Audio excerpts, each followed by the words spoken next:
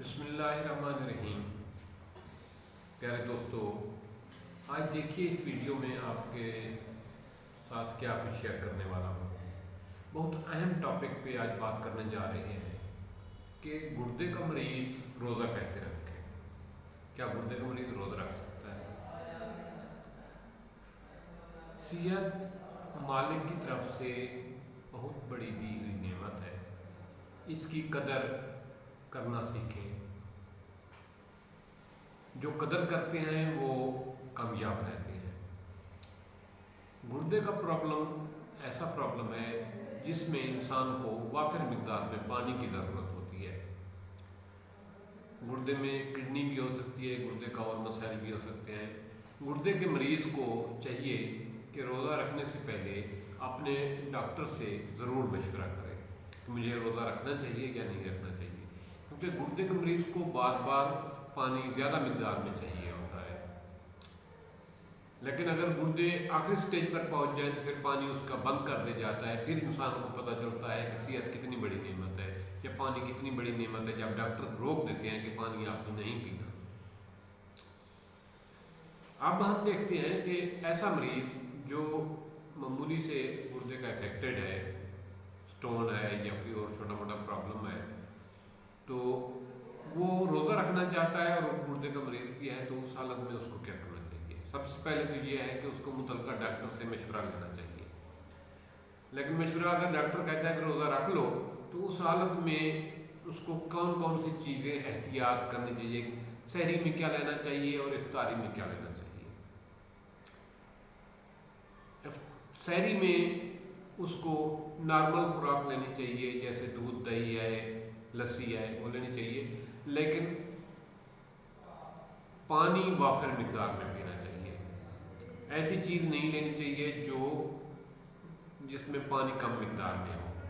پانی وافر مقدار میں لینا چاہیے، یعنی دودھ والی لسی لینی چاہیے یا پکی لسی جو دہی کی لسی کہتے ہیں، وہ وافر مقدار میں پی لینی چاہیے، اور اگر ممکن ہے تو لیموں کا پانی بھی پی لینا چاہیے۔ اس سے یہ ہوگا کہ جسم میں پانی کی مقدار پوری رہے گی۔ کچھ ٹائم کے لیے، 2 گھنٹے کے لیے، 4 گھنٹے کے لیے آپ کے گردے کو واش ہونے کے لیے بہت وافر مقدار میں پانی میسر ہوگا۔ تو لیموں والا پانی لیں تو زیادہ بہتر ہے،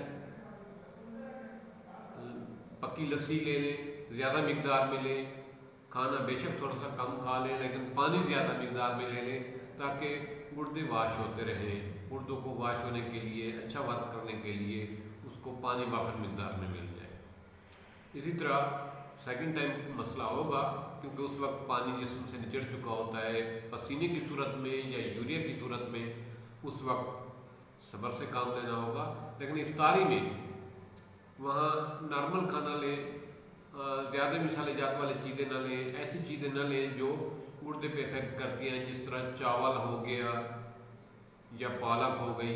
ایسی چیزیں جو گردے پہ افیکٹ کرتی ہیں ان سے پرہیز کیا جائے، اور کھانے میں کھجور اور سلاد اور ہلکا پھلکا کھانا کھانا چاہیے، اور کھانا افطار کرنے کے بعد اس کو وافر مقدار میں دودھ والی کچی لسی پینی چاہیے وافر مقدار میں، یا جس طرح چل رہا ہے سیزن رمضان شریف میں، روح افزا اور اس میں لیموں نچوڑ کر وہ پانی افطاری کے بعد وقفے سے وافر مقدار میں لینا چاہیے۔ کم از کم 9-10 بجے تک یہ سلسلہ اس کا پانی پینے کا جاری رہنا چاہیے، تاکہ دن کے وقت جو گردے میں پانی کم پہنچنے کی وجہ سے مسائل پیدا ہونے کا خطرہ تھا، گردے صحیح طریقے سے واش ہو سکے۔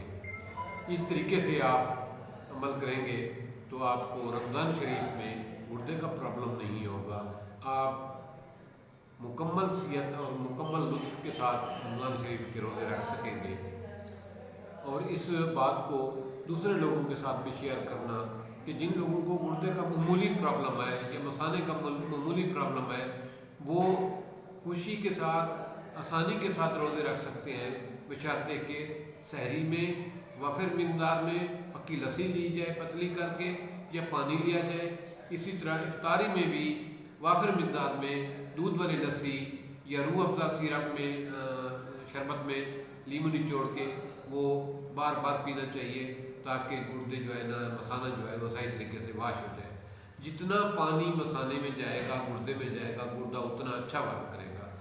گردے اور مثانے کی زندگی کا دار و مدار پانی پر ہے. آپ اپنی لائف میں اگر چاہتے ہیں کہ آپ کے گردے ساری زندگی آپ کا ساتھ دے, آپ کے مثانے میں کبھی پرابلم نہ ہو, تو ایک روٹین بنا لیں کہ پانی وافر مقدار میں روزانہ پئیں. پانی وافر مقدار میں پینے سے یہ ہوتا ہے کہ ایک تو گردے صاف ہوتے ہیں, مثانہ صاف ہوتا ہے, دوسرا اس کا یہ مزہ ہے کہ خون کی سرکولیشن اچھی ہو رہتی ہے, خون میں آکسیجن کی مقدار وافر مقدار میں پہنچتی ہے, اور انسان کا دماغ تر و تازہ رہتا ہے, کیونکہ انسان کے دماغ میں سب سے زیادہ مقدار میں جو چیز پائی جاتی ہے وہ پانی ہے, اور انسان کی باڈی میں بھی سب سے زیادہ مقدار جو ہے وہ پانی ہے. تو پانی زیادہ مقدار میں پئیں تاکہ آپ کے مثانہ اور گردے صاف رہیں اور خون کی سرکولیشن اور آپ کا دل صحیح طریقے سے ورک کر سکے. اللہ تعالیٰ آپ کی زندگی میں آسانیاں دے اور آپ کو آسانیاں بانٹنے کی توفیق دے. یہ ویڈیو دوسرے لوگوں کے ساتھ بھی شیئر کرنا تاکہ وہ بھی رمضان کی نعمتوں سے لطف اٹھا سکیں اور رمضان صحت مند طریقے سے روزے رکھ سکیں. اللہ تعالیٰ آپ کی زندگی میں آسانیاں پیدا کرے اور آسانیاں بانٹنے کی توفیق دے. تھینکس.